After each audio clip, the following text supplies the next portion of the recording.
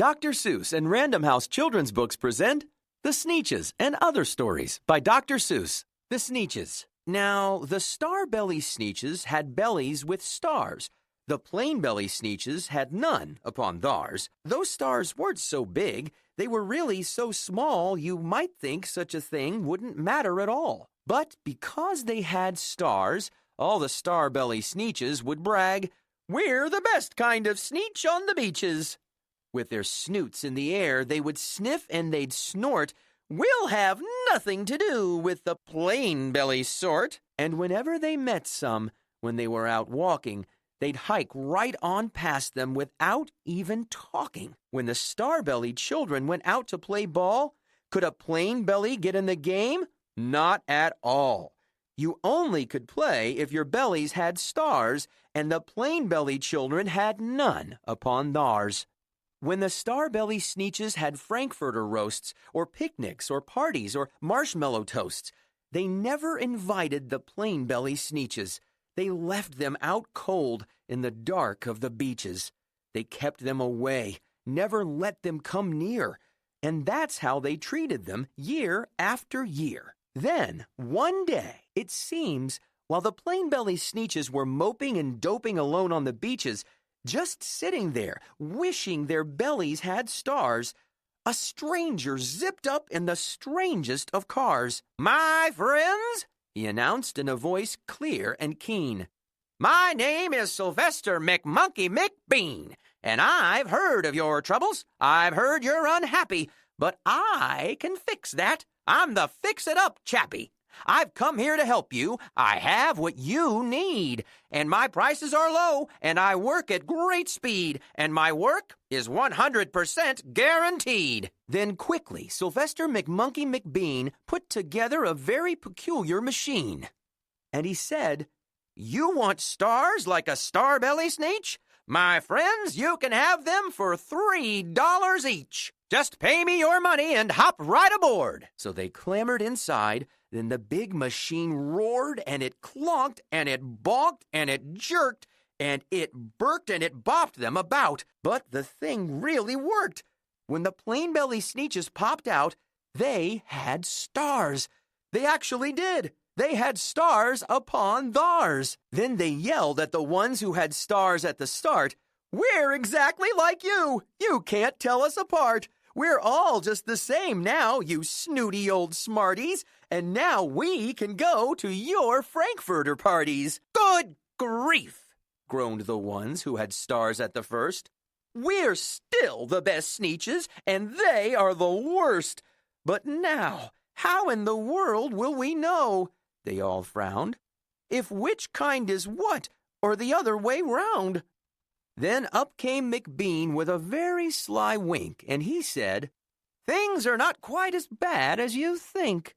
"So you don't know who's who. That is perfectly true. But come with me, friends. Do you know what I'll do? I'll make you again the best Sneetches on beaches, and all it will cost you is $10 eaches." "Belly stars are no longer in style," said McBean. "What you need is a trip through my star-off machine. This wondrous contraption will take off your stars so you won't look like Sneetches who have them on theirs." And that handy machine, working very precisely, removed all the stars from their tummies quite nicely. Then, with snoots in the air, they paraded about, and they opened their beaks, and they let out a shout. "We know who is who. Now there isn't a doubt. The best kind of Sneetches are Sneetches without." Then, of course, those with stars all got frightfully mad. To be wearing a star now was frightfully bad. Then, of course, old Sylvester McMonkey McBean invited them into his star-off machine. Then, of course, from then on, as you probably guess, things really got into a horrible mess. All the rest of that day on those wild, screaming beaches, the fix-it-up chappie kept fixing up Sneetches. Off again, on again, in again, out again. Through the machines they raced round and about again. changing their stars every minute or two. They kept paying money, they kept running through until neither the plane nor the Starbellies knew whether this one was that one, or that one was this one, or which one was what one, or what one was who. Then, when every last cent of their money was spent, the fix-it-up chappie packed up and he went. And he laughed as he drove in his car up the beach. They never will learn. No, you can't teach a Sneetch. But McBean was quite wrong. I'm quite happy to say that the Sneetches got really quite smart on that day. The day they decided that Sneetches are Sneetches and no kind of Sneetch is the best on the beaches. That day, all the Sneetches forgot about stars, and whether they had one or not, upon thars. The Zacks. One day, making tracks in the prairie of Prax, came a north-going Zacks and a south-going Zacks. And it happened that both of them came to a place where they bumped. There they stood, foot to foot, face to face. Look here now, the north-going Zack said. I say, you are blocking my path. You are right in my way. I'm a north-going Zacks, and I always go north. Get out of my way now, and let me go forth.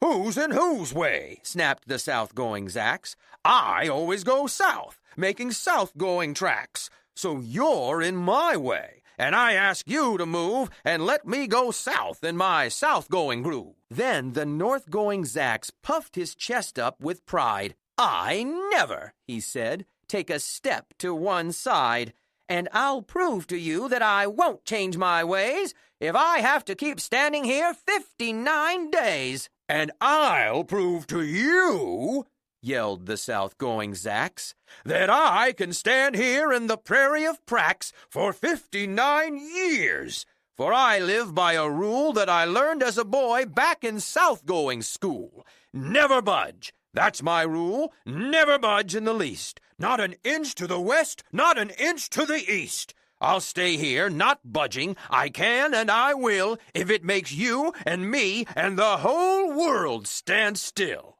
Well, of course, the world didn't stand still. The world grew. In a couple of years, the new highway came through, and they built it right over those two stubborn Zacks and left them there, standing unbudged in their tracks. Too many Daves. Did I ever tell you that Mrs. McCabe had 23 sons and she named them all Dave? Well, she did, and that wasn't a smart thing to do. You see, when she once won and calls out, Yoo-hoo! Come into the house, Dave! She doesn't get one. All 23 Daves of hers come on the run. This makes things quite difficult at the McCaves, as you can imagine, with so many Daves. And often she wishes that when they were born, she had named one of them Bodkin Van Horn, and one of them Hoosfoos, and one of them Snim, and one of them Hotshot, and one Sonny Jim, and one of them Shadrach, and one of them Blinky, and one of them Stuffy, and one of them Stinky. Another one Putt-Putt, another one Moonface, another one Marvin O'Gravel Balloon Face, and one of them Ziggy, and one Soggy Muff, one Buffalo Bill, and one Biffalo Buff, and one of them Sneepy, and one Weepy Weed, and one Paris Garters, and one Harris Tweed, and one of them Sir Michael Carmichael Zut, and one of them Oliver Bolivar Butt, and one of them Zanzibar Buck McFate. But she didn't do it, and now it's too late. What was I scared of? Well, I was walking in the night, and I saw nothing scary, for I have never been afraid of anything. Not very. Then I was deep within the woods when suddenly I spied them. I saw a pair of pale green pants with nobody inside them. I wasn't scared, but yet I stopped. What could those pants be there for? What could a pair of pants at night be standing in the air for? And then they moved. Those empty pants. They kind of started jumping. And then my heart, I must admit, it kind of started thumping. So I got out. I got out fast as I could go, sir. I wasn't scared, but pants like that I did not care for. No, sir. After that, a week went by. Then one dark night in Greenwich, I had to do an errand there and fetch some Greenwich spinach, Well, I had fetched the spinach. I was starting back through town when those pants raced round a corner and they almost knocked me down. I lost my Greenwich spinach, but I didn't even care. I ran for home. Believe me, I had really had a scare. Now, bicycles were never made for pale green pants to ride 'em, especially spooky pale green pants with nobody inside 'em. And the next night, I was fishing for doubt trout on Rover River when those pants came rowing toward me. Well, I started in to shiver.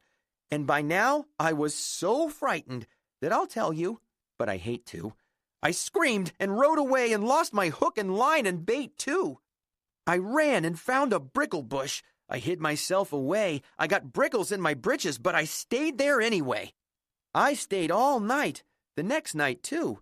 I'd be there still, no doubt, but I had to do an errand, so the next night I went out. I had to do an errand, had to pick a peck of snide in a dark and gloomy snide field that was almost 9 miles wide. I said, "I do not fear those pants with nobody inside them."